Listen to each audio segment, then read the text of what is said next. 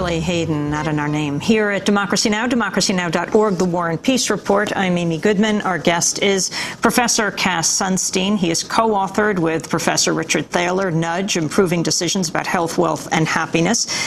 He is, well, formerly or just leaving University of Chicago Law School and is moving on to Harvard University. And also, congratulations on your marriage last week to Samantha Power, former advisor, at least official advisor, to Barack Obama as well. Thank you so much. Nudge, lay out the theory.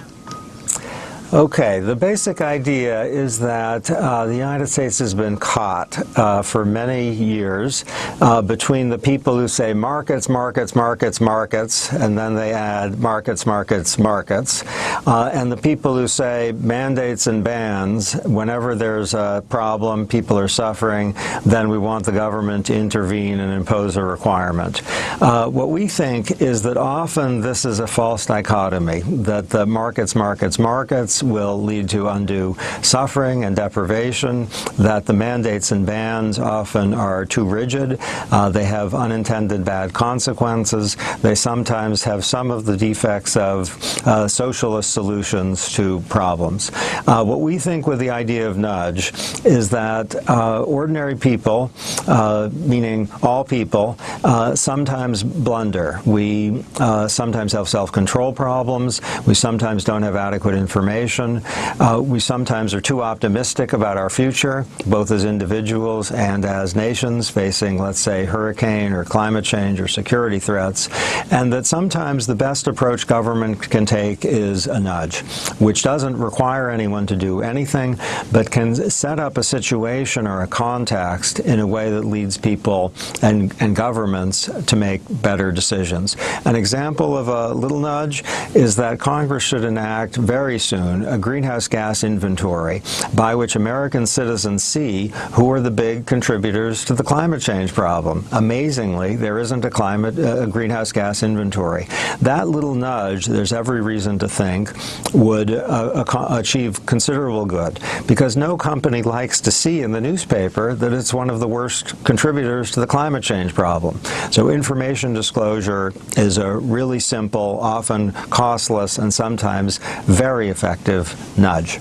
How do your views differ from those of another University of Chicago professor, Milton Friedman? A lot. Someone whom I knew a bit and admired, Milton Friedman, was one of the markets, markets, markets, pause, markets, markets, markets guys. He was a defender of laissez-faire, and I think he's quite right to think that markets are often an engine of economic growth, and government interference with markets often makes things worse rather than better. But what he didn't see is that sometimes there's a way of approaching markets through, let's say, careful design, through an information disclosure strategy, or through an educational campaign so that people know something about the mortgages that they're buying, rather than being sweet-talked by someone who gives them just part of a picture.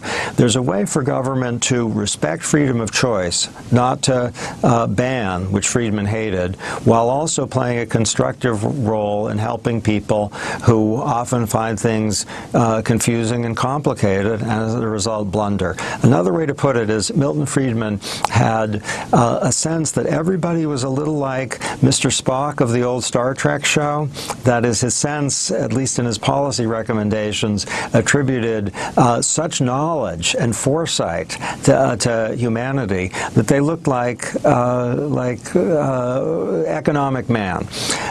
We think, that is my co-author Thaler and I, that there's a little Homer Simpson in all of us, that sometimes we have self-control problems, sometimes we're impulsive, and that in these circumstances, both private and public institutions, without coercing, can make our lives a lot better. Finally, you were colleagues with Barack Obama, is that right, at the University of Chicago Law School for more than a decade. What do you think is most important in our last 30 seconds for people to understand about him, the man you now advise? Oh, it's a great question. I'd say two things. First, he's a constitutional specialist. So we would have in the White House someone who knows the Constitution and the law inside and out in a way that we really haven't, I don't believe, since the founding period. That's gotten much too little attention.